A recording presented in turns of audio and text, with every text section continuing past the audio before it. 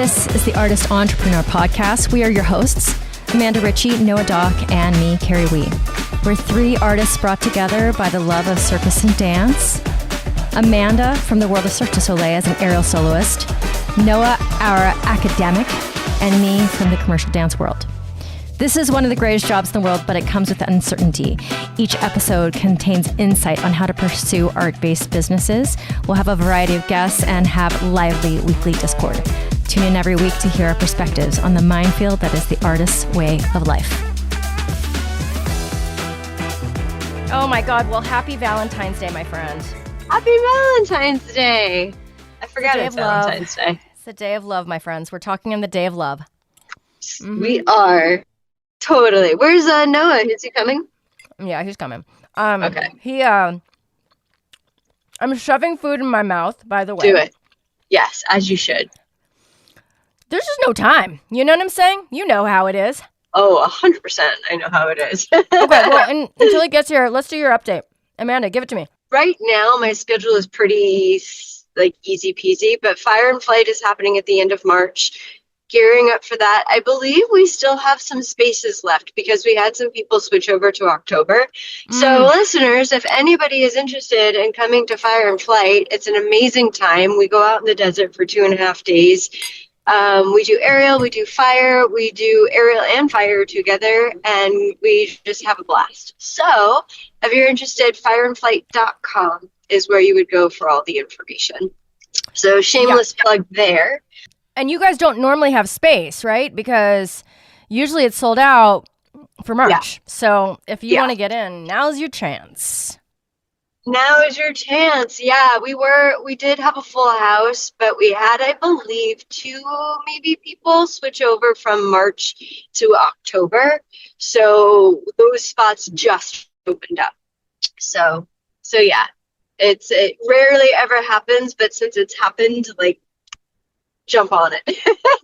Essentially. So to the worldwide audience, by the way, where is this located? We are in 29 Palms, which is just a little off of, I don't know, north-south comparatively, to Joshua Tree. We're about 20 minutes away from Joshua Tree. Joshua Tree, California, or is it Nevada technically? California. Okay. Yeah. So not far from my LA people, but if you are any part of the world, if you feel like coming to Cali and doing some lighting yourself on fire while you do some aerial. Yeah.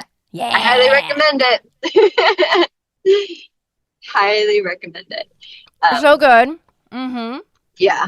Yeah. And we have a guest teacher this time. So Mr. Gabe Hilden Reed, who is phenomenal, will be joining us for 2 days. Out in the desert as well. And he's proficient in so many things, but he's going to be doing mostly rope and silks. And you guys might know him from Aerial Physique because he teaches there. Correct. And he's an incredible teacher. Yes. And just an incredible human as well. I'm super excited that he's on board for this one. And I've never met him, by the way. Really? Oh my God. We know of each other, obviously, but I've never met him. It's so weird. Yeah. Yeah, he's fantastic. He's fantastic. And this is Fire and Flight's 10th anniversary, so it's a big deal. What? Yeah, it's a big deal. It's number 10. Yeah. Isn't that crazy? Okay, while you're doing this, since Noah's not here yet, this is a good time to do this because this is kind of more our territory. So yes. I just opened Early Bird for Miami, June 21st to 26th. Nice. So we are doing Miami. I'm partnering with Acro Gravity Academy, which is this awesome school in North Miami. They have 34-foot ceilings.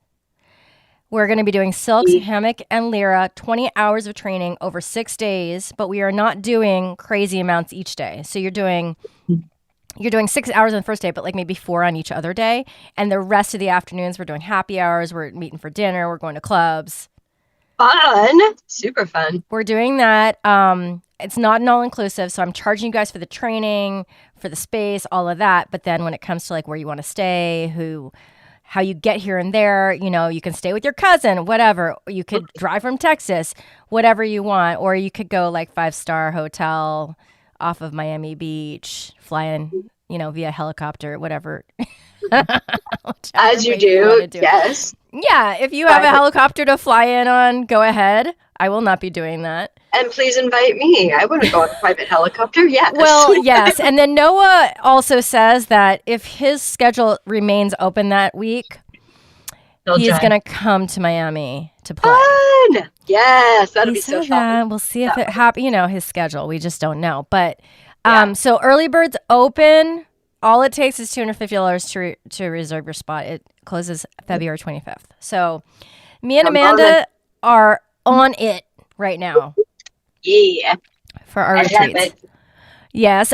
Yes. Amanda, I've been seeing you your students post about their time on Spiral, their time on Chains. Not as much. I've seen a lot of Spiral videos out of your backyard. Yeah. Yeah. Those classes happen every Thursday evening. Spiral is 6 to 7:30, and then Chains is 7:30 to 9. So again, if anybody's interested, you can find me on Instagram and DM me at Amanda Ruth Ritchie, or Grounded in Flight is probably the easier one of the two. But I'll give you all the information. Yeah, and you're obviously in LA, so LA people. LA people, Burbank specifically, but yeah. Okay, LA Amanda. Yeah. How is school treating you? School is fine. School's a lot, but it's good. School is a lot. We are a week in, I believe. This is week number 2, this Monday. So, it's still pretty new in the semester, but it's good so far. Okay. Yeah. Okay. Here are my questions. Yeah. What did your students say after that weekend of competition? And number 2, did they listen to me and Noah rant and rave and rant on the podcast about it? I know for a fact that a couple of my students, my older girls, listened to the podcast, and they were like, "We listened to the podcast that you weren't on." Yep. But they said that it was funny. They said that you guys had a lot of fun, which was awesome. Oh, we were ridiculous. We were ridiculous love it. Because what do you expect when we're actually in the same room? You know what I I'm love saying? it, as it should be. Yeah, I'm should sad I missed it. If I didn't had to wake up at 5 a.m. that next day, I would have joined you guys. But I know, we were really sad. But yeah, we get it. Okay, and then how did they feel about their performances? Good. Everyone that I talked to, because of course it was like I got their little cards, their little feedback cards to go over everything with everybody. Some of them were pleasantly surprised. Some of them were like, "Oh, that's pretty on par," and some of them were like, "Whoa, I didn't expect any of that." So there's a broad spectrum of, feedback and things that they were either expecting or not expecting. Yeah. It turned out that one of us was the Simon Cowell. I feel like in a group of judges, you're always going to have one that's just like Simon Cowell, who's like, "No, I've seen better." Yeah, totally. And it happened to be Roman. Oh, that doesn't surprise me either. He, by the way, I'm sorry, Roman, I don't know you. I don't think you're listening, but he didn't provide any written feedback on any of the cards that I saw. Oh, he just left a number. Yeah, he didn't, and at most he would write "great work" or "nice job." And it's interesting because I'm on both sides, right? I'm a judge, but for competitions, but I'm also a coach for kids who do compete. And I have heard that the kids specifically, not even for the coaches, they want that feedback. If it's shit, they want to know it's shit. They want to know. They don't want this was lovely. They want to know what's wrong so they can fix it. And that's from the kids. That's not even from the coaches. Last year at Viva Fest, I was doing a workshop. I was teaching a workshop, and one of the kids had competed the day before, and they were like, "Oh, you judged me," and they showed me their card, and it was like, "No, I didn't. Those are my technical initials, but that's not me." somebody else had the same initials as I did in the judging panel.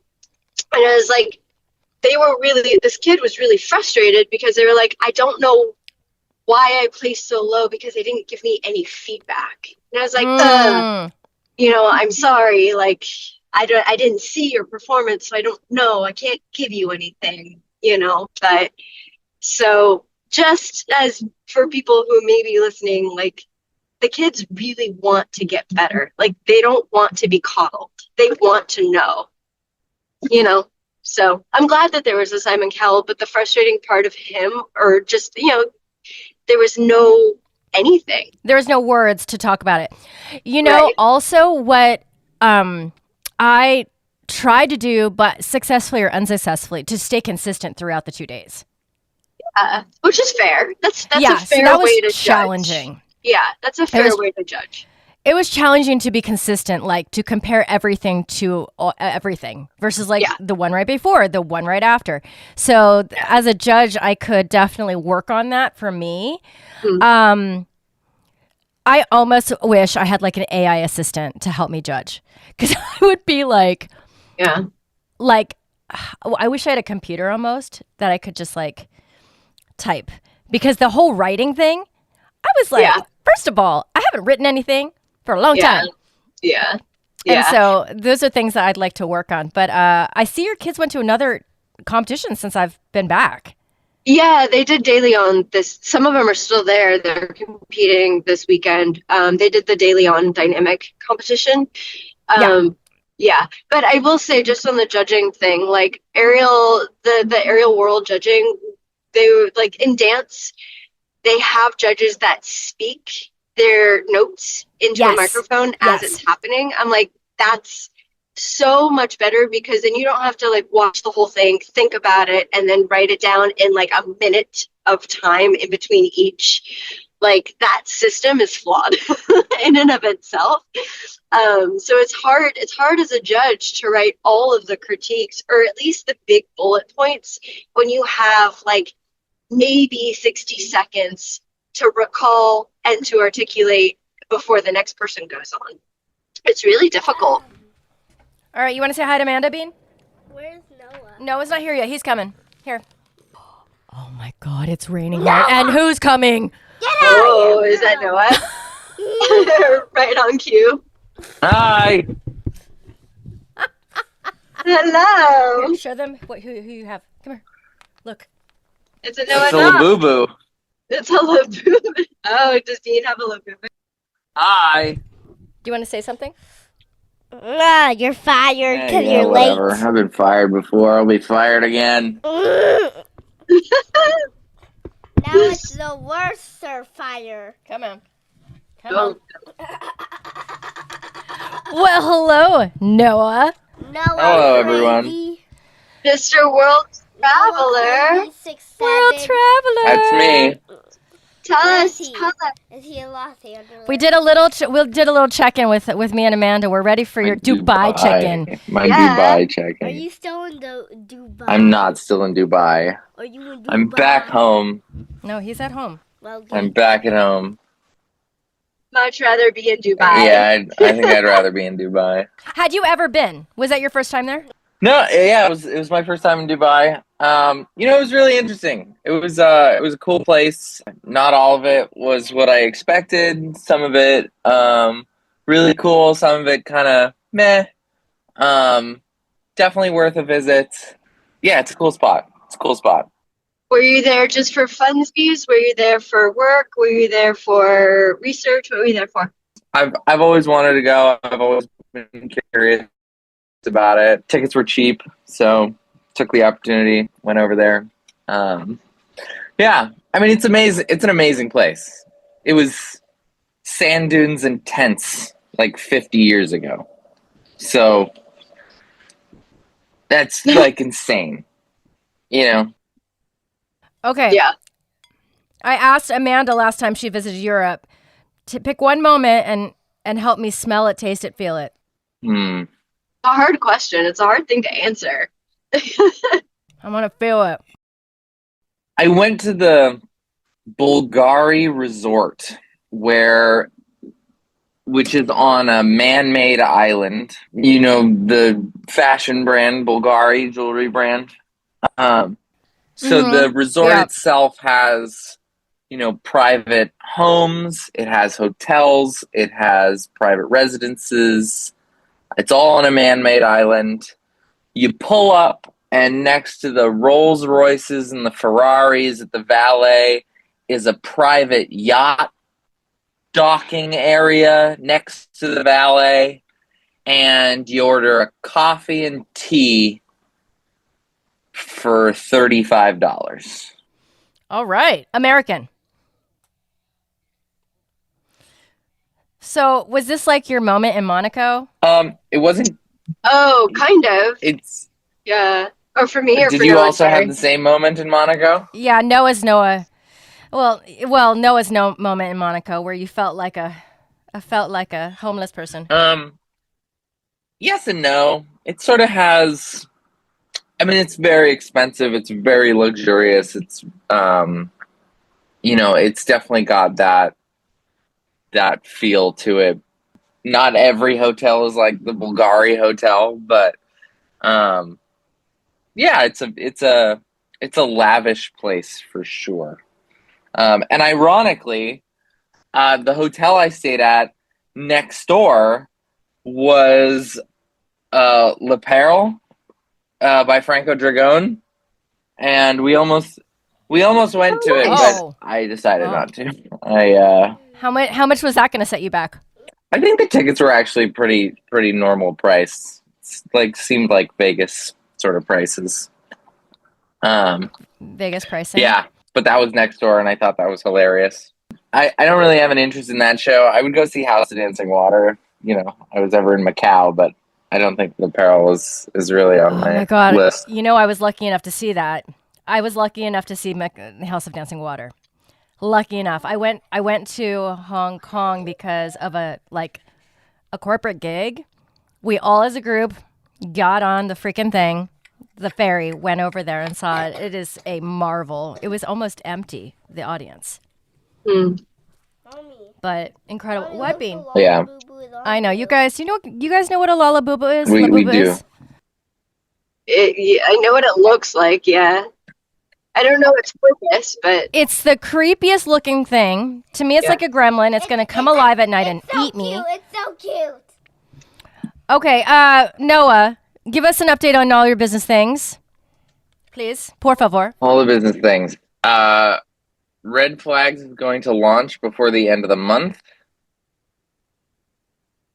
Come hell or high water. And I just spent the last hour making social content for that because I took a little week break while I was in Dubai. How dare you? I know. I felt bad about it. What did he do? I got some cocktail stuff to do. I have some follow-up things that I got to do. Maybe we should talk about following up. The question is your brain working yet? Are you jet lagged still? Oh, it's slow. It's slow. Yesterday was better. The day before was. Oh, no, your brain's slow.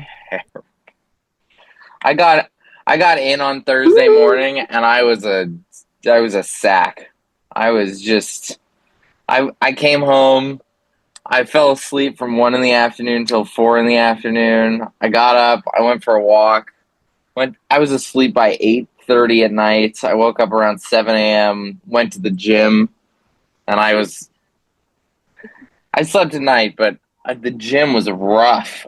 My body was just like, you've been on a plane for 21 hours. That's not bad, though. You slept at night. You know? yeah. It was a little rough. 21 hours of flight time. Did you have a layover somewhere? Oh, yes. Tell us about Tel Aviv, Mr. Worldwide. Yeah, so we're sitting at the Bulgari Hotel having our coffee and tea, and we got a notification from United saying that our flight was canceled. And we're like, well, that's awkward.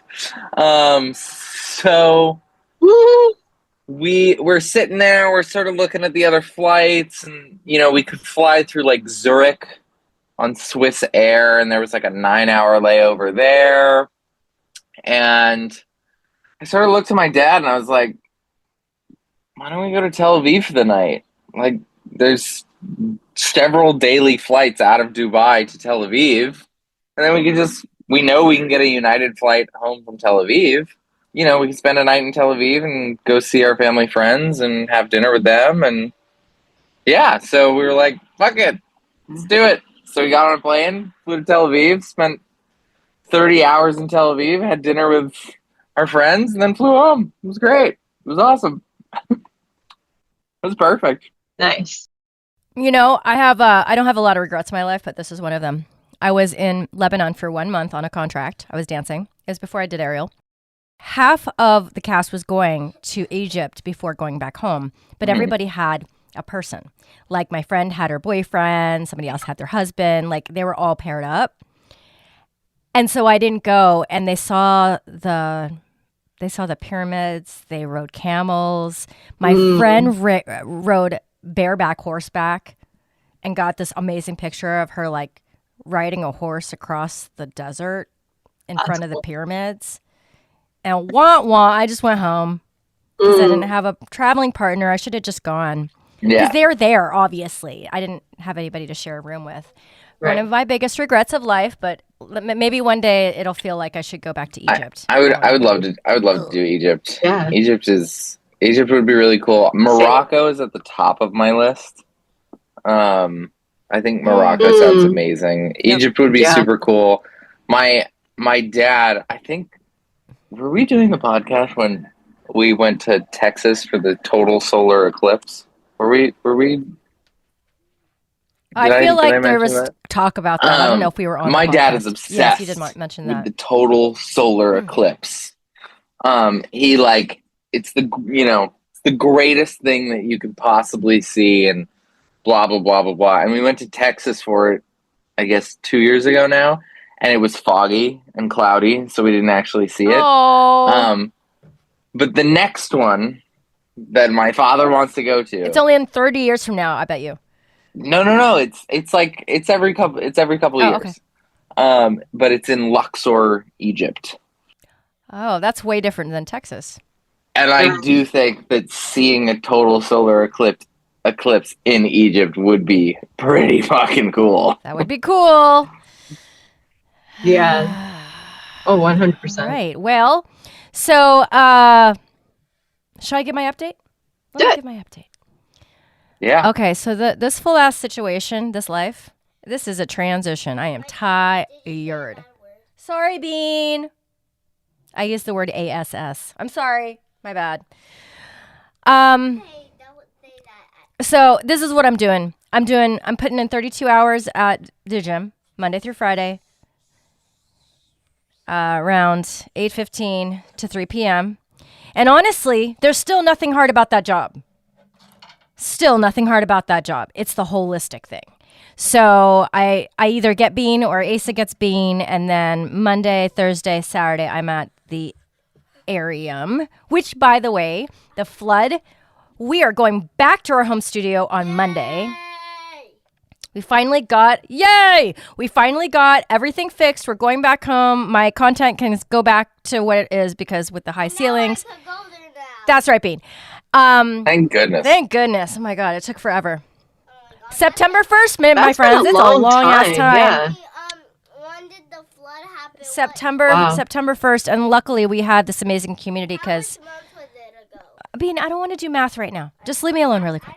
Leave me alone. So she says I don't want to do math either, is what Bean said. So now the hard part is not those two things only. The hard part is getting my other stuff done. So I have abandoned ship on creating new content for YouTube. I did the math. I was hitting it really hard with those videos, and at the rate they were getting viewed, I was never going to hit the minimum for what you have to hit to make money on YouTube. So I abandoned ship on that. My videos that I did produce are there, but I'm just not feeding the beast, not currently.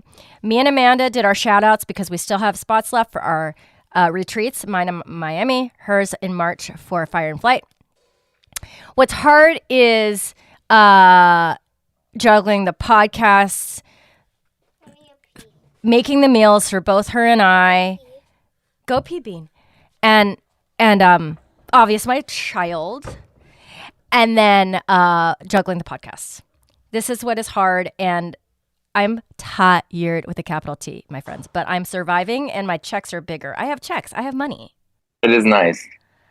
We love money. We love a good check. We love checks. We Checks and love balance. money. And the more I Gotta work love there, it. the more money I make because it's Yeah. it's like, I don't know what we call this. There's, they all say a K-shaped economy. My job is like a V shape, where if you do a little bit, your pie piece is at the bottom, but if you do a lot, you make more because your percentages grow. So I have potential to make like $6,000 a month for my one job there. So, but I'm not there yet. So, Nice. and then my deposits for Miami are coming before I have the money. So that's interesting. But if people would pay for their early bird, then I wouldn't have that problem. So you guys pay for your early bird, so I don't have a problem in paying my bills. Damn right. Yes. Sign up in advance. Sign up in advance. You have your spot because this is what I'm getting from everybody. When's the last moment I can tell you? I was like, I don't know because I don't know who else is going to show up. You know what I'm saying? Okay. My friends, what is the most pressing issue of our artist entrepreneur lives right now? Thoughts and feelings. Noah's thinking. I can see his thinking face on. I am thinking. Mm-hmm. It's terrible. I'm thinking too. Oh, it's a terrible thinking face. Noah, you mentioned following up. No, we I touched did on mention that. following up. I've been thinking about that a lot because I feel like there's been a lot of balls in the air. It's been a lot of juggling, and so it's been a lot of like, Circling is back. this gonna is this gonna happen? Is this not gonna happen? And sort of like connecting with people, and that sort of combined feeling of like, I have to reach out, I have to connect with people, I have to have these conversations, and also that like that feeling inside of like, I don't want to bother people, I don't want to bother them, I don't want to feel like I'm coming on too strong, I don't want to feel like I'm overbearing or I'm reaching out too often and blah blah blah. And I always think that is that's a factor in life. Like I know how I can circle this to things that we talked about. So when Carrie came to Los Angeles, and then stayed at Los Angeles. Casa Doc. Casa de Doc, we were talking about Alicia, and Alicia, wants to audition, and she still has that performance drive. And Carrie was like, well, I know people. I'll connect you with some people, and it's an awesome thing. It's like that feeling of like, oh yeah, like I know people who know people, and I can connect with these people, and we can do that, and we have that ability to have those conversations and to like touch base, right, with people that you know and people that you don't know, and use your network, right? And I think that is something that, at least in the entertainment world, like that phrase of "it's all about who you know," right? That's such a line. But I think there's a lot of layers to it. I think there's layers of like, the entrepreneurial side is, I have a potential client, or I have a work opportunity, or I have, I need to be a salesman. I need to do the sales. And that means that you got to reach out to that person once a week, twice a week, 3 times a week, check in. Hey, are you still thinking about moving forward? Hey, do you want to have another meeting? Hey, can I send you a proposal? Hey, can we get on with it and make this happen so that I can get paid? And then there's the like, I don't know this person. I don't I don't have any connection to this person, but I want them as a client, or I want to connect with them, or I want to reach out. I mean, I just reached out to somebody that I don't personally know, but we have a mutual friend, and I want to connect with them about what they're doing and see if I can get involved with some things. And then there's I know this person, and they're part of my network, and they're who I know, and I want to follow up with them, or I want to connect with them, or whatever. But how do I do that? And it's all dating. It's all dating. It's all networking 101. And I feel like not to make it all about dating again, but it's all dating. And it's I think sometimes it's really hard for people to do it. I think it can stop a lot of people from making things happen. I know, like, personally, I can think of at least a couple of times where I'm like, fuck, I really should have reached out to that person. And then there's other times where I'm like, fuck, I gotta send this person again. I gotta text them again, for the 12th time this week. Yeah. Whatever. And I don't know. What's your experience with that? How do you feel about that? Do you get awkward? Do you get uncomfortable when you need to send that message? Do you get excited? Are you like one of those people? And I do feel like 80% of the time I'm like one of those people that's like, I don't give a shit. I'm gonna text you. I'm gonna call them. I'm gonna send them an email. Like, I have no shame. Number one, I'm really glad we're talking about this because I feel like we haven't touched on networking in a while, and I think it's really, really important for this audience to talk about it because, Amanda, we were talking about it months and months ago, and it's like that practice that you need, that we all need.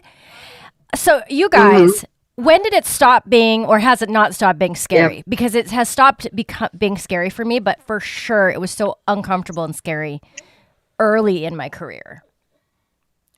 To network. I think for me it's still uncomfortable, but it's not scary. It's not scary anymore. Yeah. And how did it get not scary for you guys? Is it just the practice of it?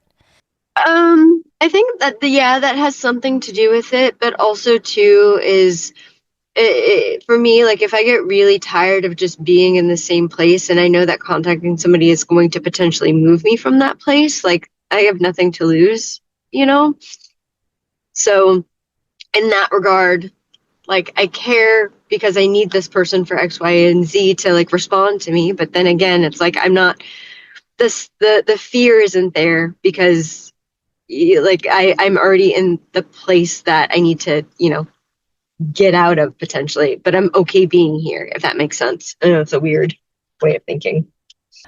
I think it's, there's a couple different versions of this. When I first moved to LA, it was so much in person and it was so much going to parties. It was so much going to parties. It was going to events. It was going to shows. It was going to club nights that I knew choreographers were going to be there. And I was so single-minded in that pursuit. I did it to the fullest extent that I could. I think 1 week, and mind you, I was 23. I didn't have any responsibilities to anybody else. 1 week, I went out somewhere, alcohol or not, 7 nights out of the week to network, to hang out with dancers, to hang out with choreographers. And it freaking worked, to be honest. It totally worked. It totally works. And I feel like the advice I've tried to give other dancers since then, it was a very particular time because I was also enjoying it too. Like, it would be like something that I would do anyway. Whereas if you get to the point where you kind of settle in, you have a partner, that's not what you want to do. It feels so hard to do it.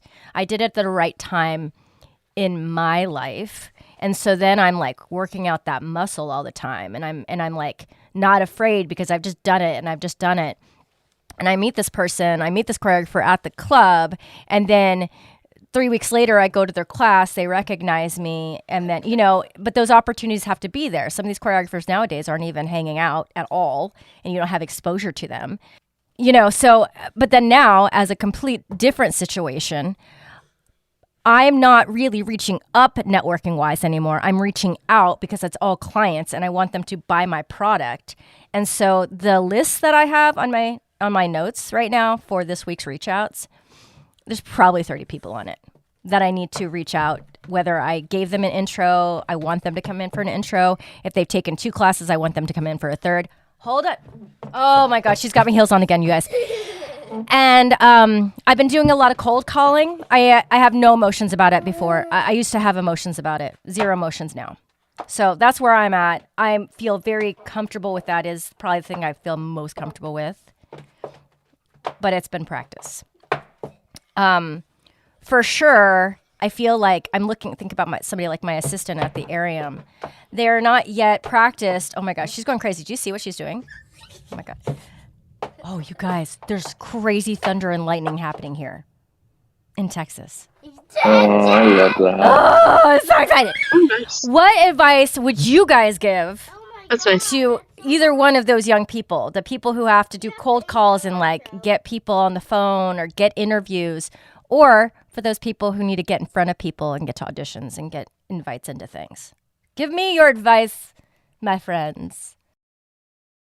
My personal experience, especially now, is like, I will say this, like, I'm not scared of it, but I overthink timing. That's something I do. I overthink timing because I like go through my head and I'm like, okay, I need to call this person. Okay, I want to call them while they're not at work, but I don't want to call them too late because then they're at dinner and they're done thinking about things, but I don't want to, connect with them too early. So I like overthink that a little bit too much. And so like my advice to myself that I always give is like, just shut the fuck up and do it. Just call them, just text them. I think the best piece of advice is you got to do it in person. That going out and meeting people is always more beneficial than an email or a phone call or a text. Meeting people in person, and I love the example that you use of that you went out to the club or you went out hang out with dancers 7 days a week, like to the club. Like that is such a huge piece of it, and like yeah, it's expensive, and yeah, it takes time, and yeah, you're gonna be tired, but you just gotta fucking do it. It's really hard. I have such a love-hate relationship with that because I'm building a dating app that's, supposed to keep people going out and meeting in person and not being online. Like that's the whole point. Because you don't get a sense of people when you just do that. You have to meet them in person. Over the last several years, I've gone to so many like networking events and entrepreneur events and things like that. And there's some of them that I loved, and then there's some that I just dread. And I think that finding the ones that you like and make the most sense for you, that's the best. That's like where that's the sweet spot, and you have to find that. Because if you're going to events that you hate all the time, you will then loathe what you're doing, and you'll not want to go. But then you'll despise like the reason why you're going, which is to dance or to do your business or whatever.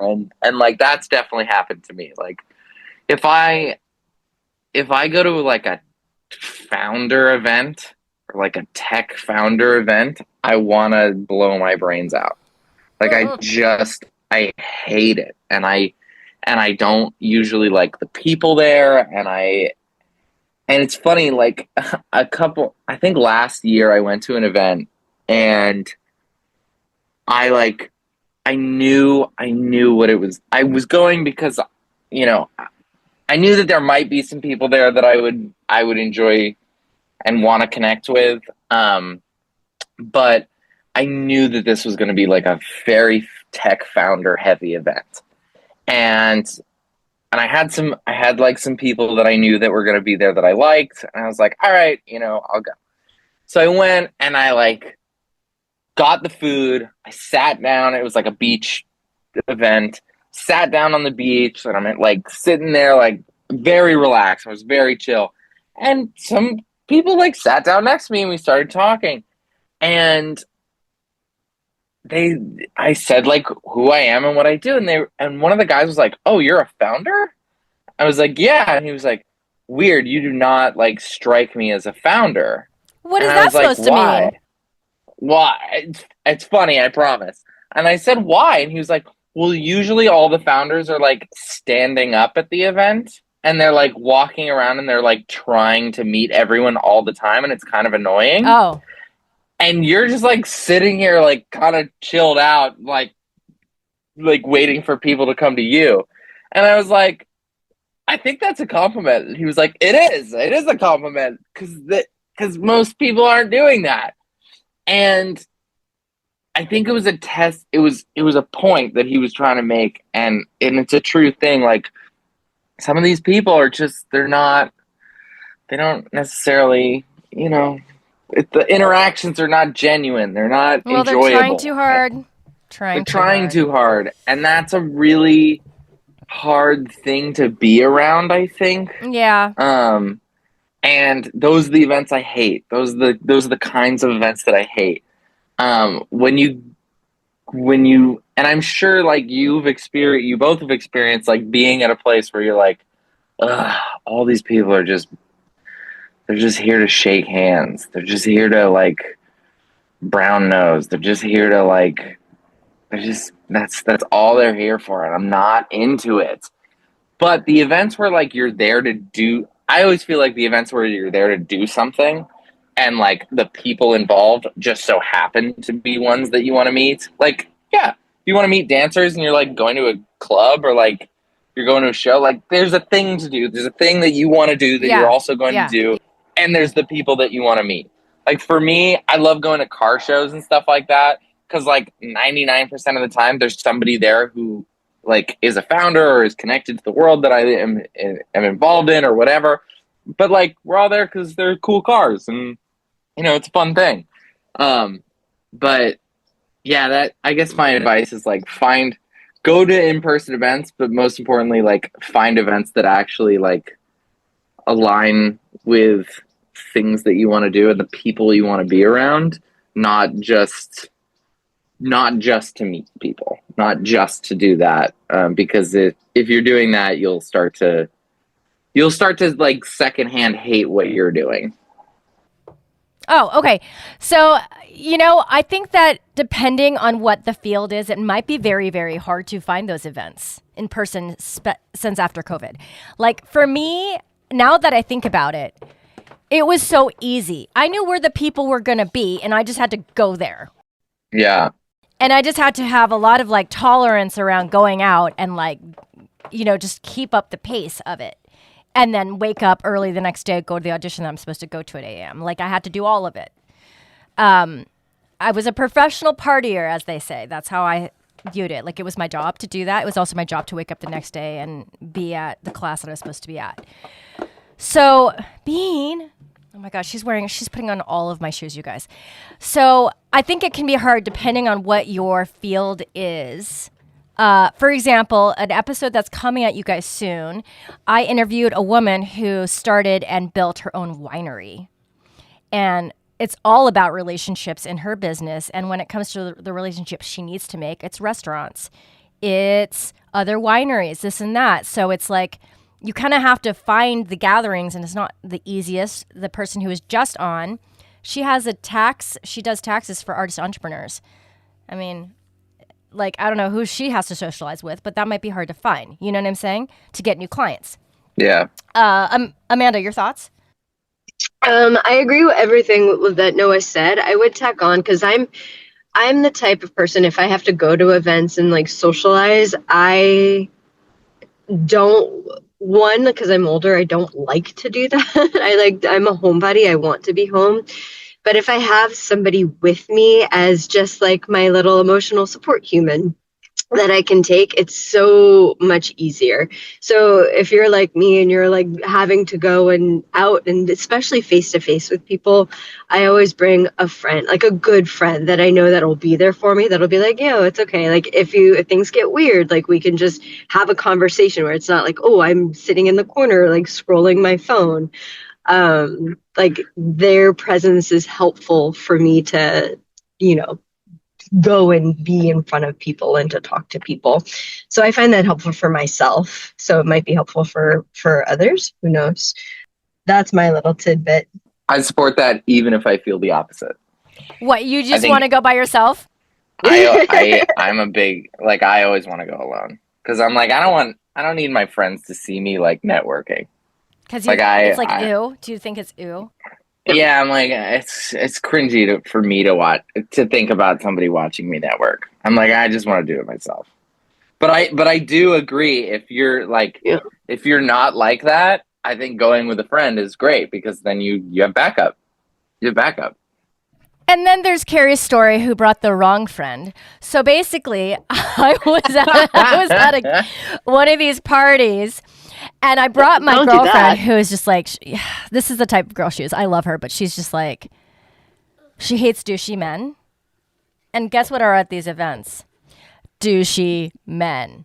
And they don't have to be older men. They're my age, but like, so I'm not necessarily flirting with people, but, you know, like having conversation. They're of the opposite sex. And There's some flirting involved. there's a little bit. Yes. And she just had her arms crossed over her chest.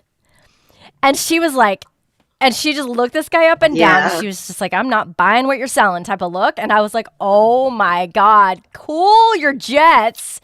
Because that's not why we're being get down. You know what I'm saying? So I guess I would add on, if you're Carrie, don't bring the wrong friend, because there are some of those. Yeah. That's really funny. Yeah. That's really funny. I was like, yeah. Discernment is key. oh my God, Noah, she just asked if you were a douchey man. No, because she doesn't have that vocabulary. No, he's not douchey. He's our friend. I'm not a douchey man. No. It's actually really funny. I was Tell me, Mommy. I was on the phone with my buddy the other day, or yesterday, and we were talking about something, and he was like, "You're a bitch." So I was like, "I'm not a bitch. I'm an asshole. It's different." I believe we could touch the sign. You weren't an asshole. You were Exactly. just being an asshole. Noah, do you have any advice for dancers who are trying to get their toes in the industry and how they could network better? Do you have any advice for this, from coming from a different perspective than me? My personal opinion is take class and audition. Yeah. That's it. Yeah. Take class and audition. You know, you just never know. My opinion is you never know. Yeah. Like, you meet people who, from the class perspective, first of all, teachers, the more you take from, the more they know you, the more you'll, meet more teachers, the more projects that you might get asked to do. I mean, the amount of times that I feel like I've taught and I've been like, I could use you for something.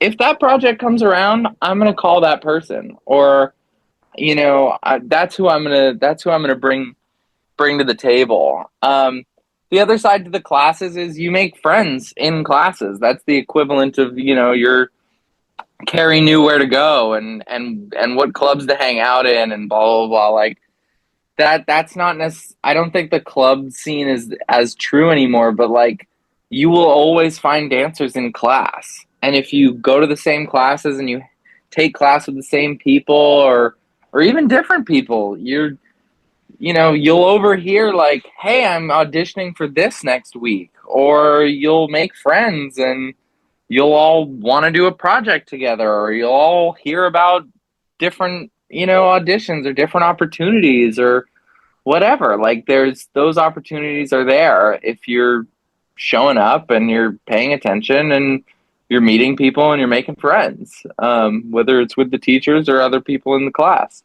And then the audition side is, same thing. You're going to meet people at auditions. They're all going through the same shit as you. They're all looking around going, you know, are you going to be cool? Are you going to be cool? Am I going to work with you? Am I going to be friends with you? Am I going to see you at the next audition?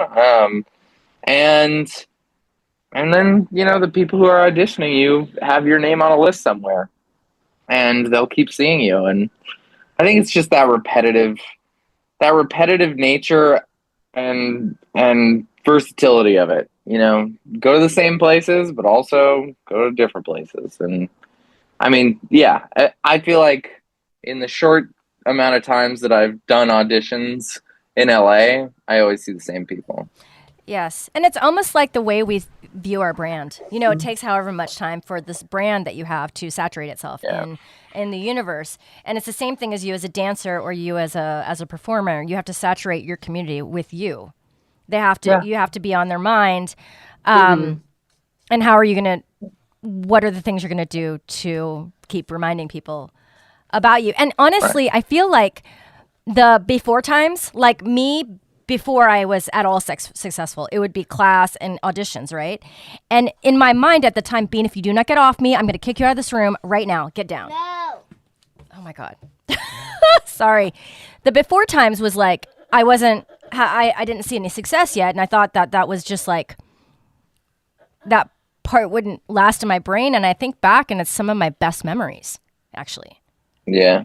Like, those being in the classes and hanging out with those people and like the wonderment that was there, it kind of has a sweet spot in my heart, and the success hadn't even happened yet, so it's not meaningless.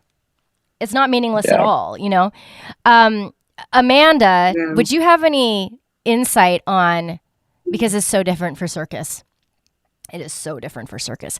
How do people get themselves, like that same saturation with themselves in the circus world? It's so different. It is, but it isn't. Like the whole going to, especially nowadays, classes in circus are so available. There's so many classes that you can go take and workshops that you can go take. I can say like what kind of works and what doesn't work, that I've experienced myself. So I've had people reach out to me who either want to teach or want to work with me or for me, like as me being an entity, like say Fire and Flight. And I've had people, submit their materials who want to be a part of that in a teaching capacity. And while I appreciated their drive, they didn't have what I was looking for. In terms of experience, in terms of skill set, to make me want to hire this like a person on, right? So I would say, as a circus person, get your skill set, like take as many classes as you can, be as many workshops as you can, cross-train as much as you can, make sure your skill set is solid and you are solid in there, and then put yourself out there. Because while you can go and, as a green aerialist or circus person or performer, but whatever you're presenting, that's the thing that they're going to remember you by. So, it's that catch-22 of like, you need to be out there, you need to be seen, but you have to be aware of what you're showing. But in terms of say like you're ready and you're there, like auditions, classes, it's the same as dance, really. There's no difference there. I have a follow-up thought as well. When you do book a gig, be awesome. Like, yes. Off stage, yes, to everyone. Amazing. Because they've already hired you. They have other projects. They will hire you again if you're great. If you're, worth working with. That, like, there's a there's a thing here, and that is something really, really important, really to keep in mind. I mean, in the last 3 years, I've done several projects. Most of them I have hired from projects that I was sitting on the other side of the table from, and hiring people. Like the TV show that I choreographed for, most of the people that I hired for music videos after that came from that. And because they were all fantastic. They were all people that I wanted to continue to work with. Let me rephrase that. The people that I hired again were fantastic and were people that I wanted to work with again. And showed up and were on it, on and off stage, or on and off camera. Like, that is, when people remember you for those things, you know, I agree with you. Like, have your skill set, have that locked in, have that dialed in. Once you get the job, be amazing in the job, on and off camera, on and off stage, because that is a huge piece of what people will remember you for. If you're easy to work with, if you are fun to work with, if everybody on set knows you for being like the person that they can rely on, they're gonna bring you back for something you don't even know. Hard agree. Yes. Have you guys heard those horror stories? Like, who was it? I think it was Cirque du Soleil, and it was... Oh no, it wasn't Cirque. It was another show. They're having trouble getting their freaking dancers, like, to come to work on time. It wasn't Cirque du Soleil. It was another company. Come to work on time, and some of them were getting high in the back on breaks. You guys, there are some artists that are doing that right now. And they have the jobs. They shouldn't have the jobs. You should have the job. Bean, turn it down. They shouldn't have the job. You should have the job. So if you get, you know what I'm saying? Like, yeah. Sometimes, here's a good example. Yeah. So the person that I replaced on the Motley Crue tour, I don't know her at all. The only thing I know about her is she lost the job because she partied too hard and she drank too much on the job. Oh, that is so easy. Are you kidding me? Yeah. I got her job. Thank you. Yeah, these are avoidable things. Avoidable. Yeah. Like, yeah. 100%. Listen, it really is true. Show up on time. Don't be a dick. That's it. Like, that's it. Yeah. Show up on time. That's all you gotta do. And then, if you want to be remembered, make friends. Be on it. Ask questions. Fucking.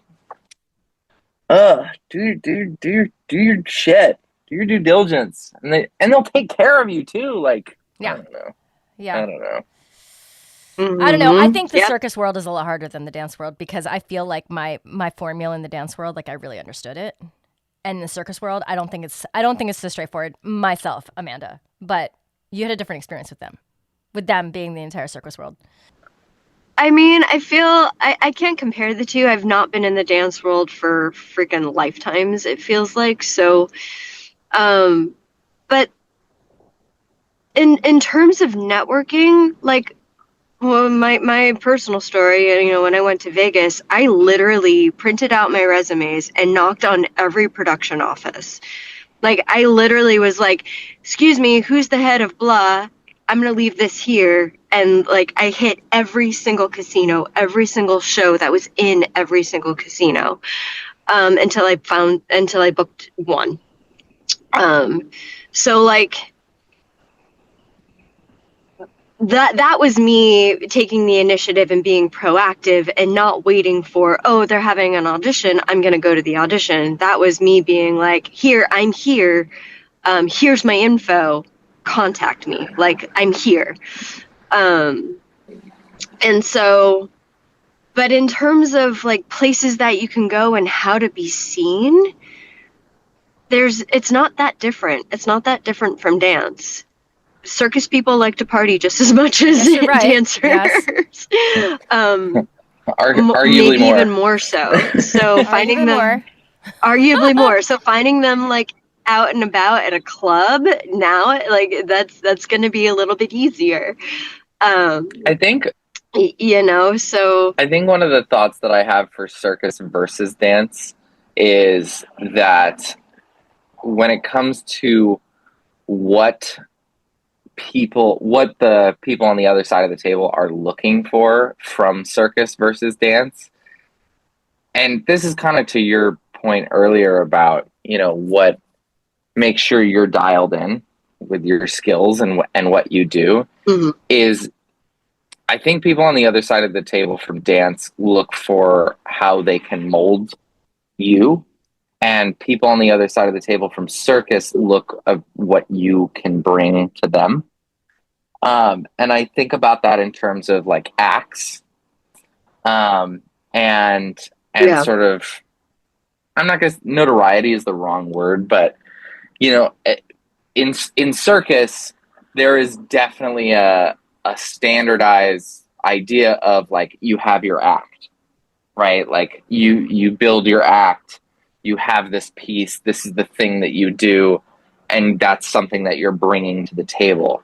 Whereas dance, you don't really like have your act. You don't like come to an audition and like perform your act. You do, the choreography that they've given you, or you're trying to fit into their mold in some way or another. And I think that can be a difference. It sure, 100%, but it is not changing. But nowadays they're hiring a lot of generalists on shows, so people who can do everything and anything. Not necessarily hiring them on for what they can bring act-wise, which is still there, yes, 100%. But when you're talking about like big productions, they're wanting people who can be on a hoop, who can be in a harness, who can dance on stage, who can act and emote and tell the story that they need. So they're looking for, unfortunately, people to do all that, wear all the hats, and get paid not as, get paid just as much with more work. So I don't want to bring that element into the conversation because that's not what we're talking about. But the generalist part of the circus world is alive and well. So it's not just about the act, although that is, yes, definitely the thing that sets it apart from dance. But that's not all that it just can be a factor. Do you guys feel like you have any insight? See, I don't anymore. Any insight into what this young generation, like let's just say you're 20 years old, 21, in either of these markets, do you guys have a sense of what's going on? No. I used to think social media had a part in it. Like the more followers you had, the more people were apt to hire you. But I think that's dissipating. I don't think that's as true as it was maybe like 5 years ago. It might be, but as of right now, as a new person entering, I'm a little out of touch. I don't have. I mean, you're at the competitions, but those people are still in it, Yeah. Noah is not often speechless. What's happening here? Or is he frozen? No, it froze for a minute. No thoughts? You know what I might do?